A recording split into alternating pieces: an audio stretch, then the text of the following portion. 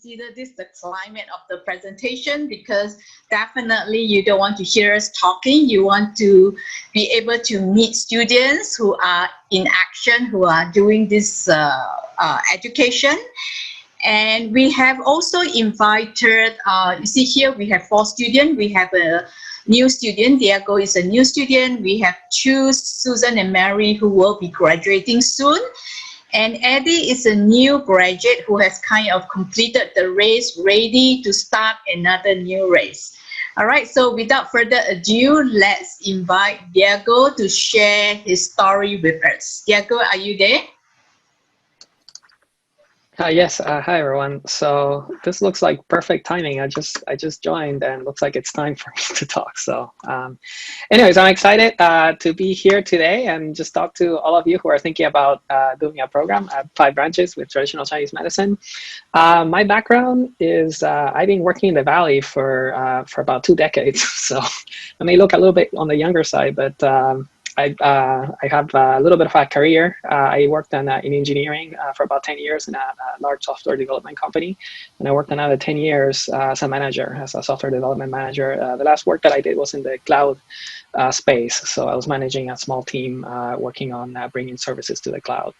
So very technically focused kind of work. And so quite a career change for me. I'm not sure how many of you, because I just joined and I don't have your stories. I'd love to hear that. But how many of you are career changers? Anyways, I'm really excited about the idea of studying traditional Chinese medicine. It's something that's really spoken to me for a while. I studied before this Qigong, and I was really fascinated about the use of Qigong for health and wellness. And so for me, this is a way to go deeper into this space of health and wellness. Anyways, I have more to say, and if you have questions to also talk, but I just want to give it back to Liz. Yeah. Thank you, Diego. Anyway, Diego will be in the break room for the San Jose English students. So if you have more questions later on, Diego will be able to share more with you. All right, next we'd like to invite Eddie. Eddie is a new graduate. Let's hear from Eddie, his experience. Eddie. Hello, my name is Eddie Chu. I graduated from the 5 Branch University last year. I just passed the examination and got the acupuncture license. Before I learned the TCM, I'm an engineer also. I'm an industrial engineer. I work for the industrial is around 20, 30 years. A long time, but I interesting for the Chinese medicine. That's why I joined the. I start to study the Chinese medicine in both in Hong Kong, in China, and finally I come to the US. Then I continue to study in the 5 Branch. Yeah. I think there is a big difference from between the engineering and the Chinese medicine. But the important thing is you need to have an interest to learn about it. The program is not easy. You need to study hard and have a more interest to learn about it. That's why it will more easy to study. Otherwise, if you just focus on the career, the future in the future, it may be difficult. Some is a little bit harder for it. Yeah. After I graduate, I got the license now, and I chose to continuous to study the TCM, and I will work for the social work for the senior people in this field. I think we have a great opportunity and more option for the career. That's all. Thank you, Eddie. I'd like to add at this point that I had a conversation with Eddie last year before the COVID, before the school all of us have to be in shelter in place. And I asked him about his plan, knowing that he's going to graduate soon. I recall he said to me, there are so many opportunities. And I said to him, how come you're so positive? He said, there are so many things you can do. For me, I like to do the non-profit organization, but there are so many one can do after you graduate. You can teach, you can work in the herbal industry, you can practice, and truly it depends what you want and how creative you can be. There is really, every doors are open, he said, and I was really very impressed with his positiveness. All right, so yeah, let's move on to, I'm not sure Susan or Mary, will Eleanor introduce them, please? Mm-hmm. Mary, Susan? I can go. Okay. So my name is Mary, Yes. and I came from veterinary medicine. I spent 15 years, I'm a registered veterinary technician. Spent the majority of my career in that field in North Carolina and moved out here with the intention of starting school. And became very interested in Chinese medicine, both from experience with acupuncture with myself, with pain relief, and then also with acupuncture patients that we had, predominantly dogs, but some cats, that were getting tremendous benefit at the practice where I was working in North Carolina. From acupuncture. Pardon? They got acupuncture? Yes. Okay. I worked with a vet who went through a program at a school called the Chi Institute in Florida. I completed a technician program there as well prior to starting school here. And we got really, really good results with our patients, so much so that we ended up referring patients out for surgery a lot less than we would have otherwise, and then also saw better results with recovering from surgeries, whether it be back procedures or orthopedic procedures, predominantly being the more serious ones that we would see. She wasn't quite as into herbs. When I first moved out here, I did work at a veterinary practice that had a number of veterinary acupuncturists on staff, and they had more of a focus on herbal medicine there. It's where I continue to take my animals today. So that's how it came to me. One of my dogs, when I was still in North Carolina, became an acupuncture patient after an orthopedic procedure, and really benefited greatly with her recovery from it. And she ended up being kind of the model for that practice, and helped to promote the acupuncture service that we provided there. The whole experience has been very enjoyable for me. What are your plans after graduation? I'd really like to go into hospice care. I'm a student member of a hospice organization. They offer certification, and so I intend to move forward with that after I obtain my license. And then I'm also in the process of talking with my former employer about going into doing veterinary acupuncture as well. So we're trying to figure out the logistics and legalities with that in this state. She can really use the help, and I've really missed having my hands in the veterinary field. So I think that doing those two will be a really good balance for me. Great.